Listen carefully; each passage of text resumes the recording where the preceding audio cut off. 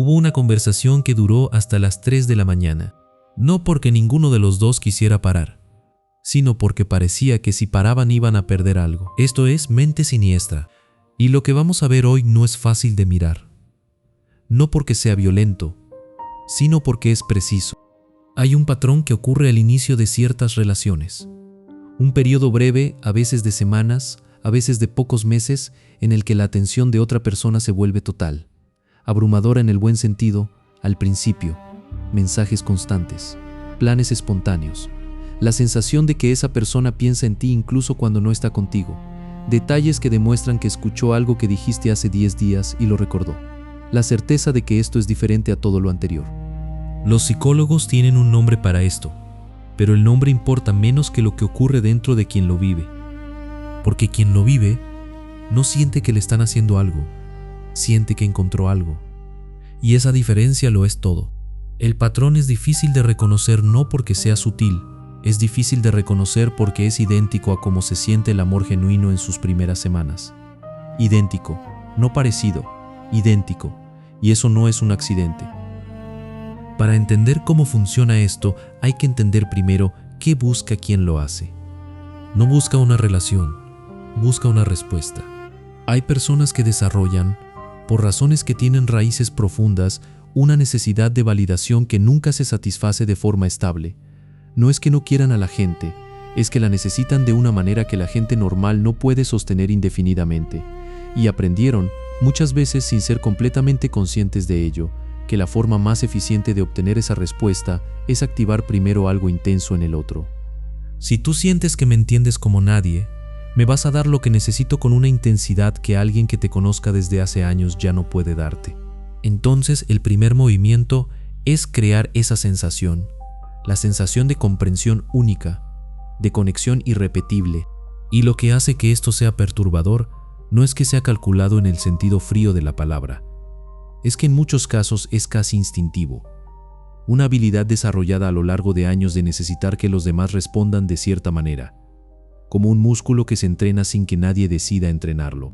Piensa en cómo ocurre en la práctica. Esa persona hace preguntas, pero no las preguntas normales de cuando conoces a alguien, preguntas que van directo al centro. ¿Qué te duele? ¿Qué te faltó? ¿Qué quisiste que nadie te dio? Y escucha con una atención que parece clínica en su precisión, pero que se siente como calidez. Lo que está haciendo, aunque no lo nombre así, es mapear. Está construyendo en tiempo real un perfil de lo que tú necesitas. ¿De qué forma de ser amado te falta? ¿De qué versión de ti mismo quieres que alguien vea?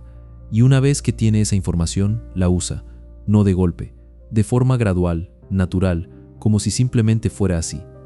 Te dice la cosa exacta que necesitabas escuchar, en el momento exacto en que más la necesitabas. Y tú no piensas que te la dijeron porque sabían que la necesitabas. Piensas que te la dijeron porque te conocen, porque son así, porque esto es real. Esa es la mecánica central. Y una vez que la ves, no puedes dejar de verla. Hay algo que le pasa al cuerpo y a la mente de quien está recibiendo todo esto. Los neurocientíficos llevan años estudiando qué ocurre cuando una persona siente que por fin es vista y comprendida después de un periodo de soledad o de relaciones que no funcionaron. La respuesta neurológica es casi idéntica a la de ciertas sustancias, no como metáfora, como mecanismo real. El sistema de recompensa se activa de una forma que vuelve el estado anterior, el estado sin esa persona, algo que no quieres volver a sentir. No estás enamorado todavía en el sentido pleno de la palabra. Estás enganchado a una respuesta química que esa persona aprendió a activar. Y lo más insidioso de esto es que el enganche ocurre antes de que tengas suficiente información real sobre quién es esa persona. Antes de haberla visto bajo presión, antes de haberla visto cuando algo no salió como quería, antes de saber cómo trata a las personas que ya no le dan lo que necesita. Cuando empieces a tener esa información, ya vas a estar dentro. El patrón tiene una segunda fase que mucha gente no conecta con la primera, porque hay tiempo entre las dos. La intensidad de los primeros meses no se mantiene, no puede mantenerse, y cuando empieza a bajar, algo curioso ocurre. La persona que lo vive empieza a hacer cosas para recuperarla, se pregunta qué hizo mal, intenta volver a ser la versión de sí misma que parecía funcionar.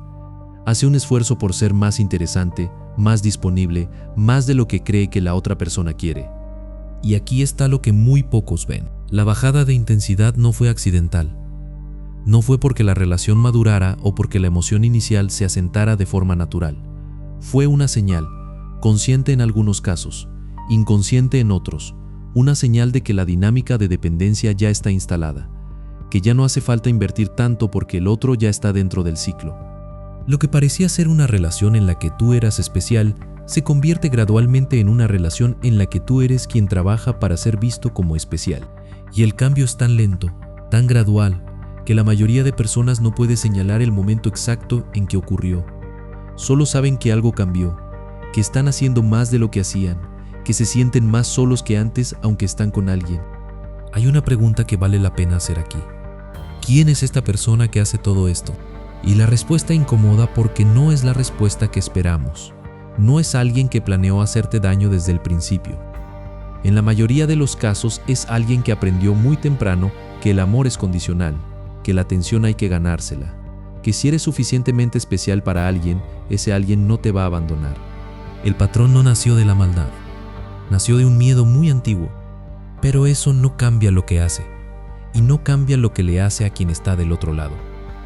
Hay personas que entienden esto y sienten algo parecido a la compasión por quien lo ejerce. Ese sentimiento es válido, pero viene con un riesgo, porque la compasión, cuando no va acompañada de comprensión del mecanismo, se convierte en otra forma de quedarse dentro del ciclo. Puedes entender de dónde viene el patrón y aún así reconocer que ese patrón te está dañando. Las dos cosas pueden ser verdad al mismo tiempo. Volvamos al principio, a esa conversación que duró hasta las 3 de la mañana. Esa conversación fue real. Lo que sentiste fue real. La calidez, la sensación de ser visto, el alivio de pensar que por fin había alguien que te entendía. Todo eso ocurrió. No fue una ilusión en el sentido de que no existió. Pero hubo algo en esa conversación que no viste en ese momento. Esa persona también habló de sus heridas. También se mostró vulnerable. También dijo cosas que normalmente toman meses decir. Y eso te hizo sentir que la confianza era mutua, que los dos se estaban abriendo al mismo tiempo. Lo que no sabías es que esa vulnerabilidad era parte del mismo proceso. Porque si tú te abres y yo no me abro, la dinámica no funciona. Necesito darte la sensación de que también me estoy arriesgando, que también confío en ti de una forma que no confío en otros. La pregunta que queda, y que no tiene respuesta fácil, es esta. ¿Cómo distingues la vulnerabilidad real de la vulnerabilidad que se usa como herramienta? Y la respuesta que más me ha perturbado cuando me la hice a mí mismo es que en el momento en que ocurre, no puedes. No siempre. Porque la precisión del patrón está en que imita con exactitud lo que haría alguien que genuinamente te quiere. La diferencia solo se ve con el tiempo. Y para entonces ya llevas meses dentro. Hay algo que se queda después de este tipo de relaciones. No solo el daño, algo más específico. Una desconfianza nueva. Una que no tenías antes. Una que hace que la siguiente vez que alguien te dé atención intensa, te pregunte si es real. Que hace que la intimidad rápida te ponga en alerta en lugar de emocionarte. Que hace que el siguiente que te escuche de verdad tenga que trabajar más para que tú lo dejes entrar. Eso, quizás, es el daño más largo. No la relación en sí, sino lo que aprendes sobre ti mismo en esa relación. Lo que aprendes sobre lo que necesitas, sobre cuánto de lo que sentiste dependía de ti y cuánto dependía de alguien que sabía exactamente dónde presionar. Hay gente que sale de esto más cautelosa. Hay gente que sale de esto más pequeña. Y hay gente que sale de esto con algo que se parece más a la claridad. Que ya no puede ser tan fácilmente convencida de que la intensidad repentina es señal de algo real. No sé en cuál de esos grupos estás tú, pero si llegaste hasta aquí, probablemente ya no estás en el primero. Si esto nombró algo que no sabías cómo llamar, dale like. Si conoces a alguien que necesita verlo, compártelo.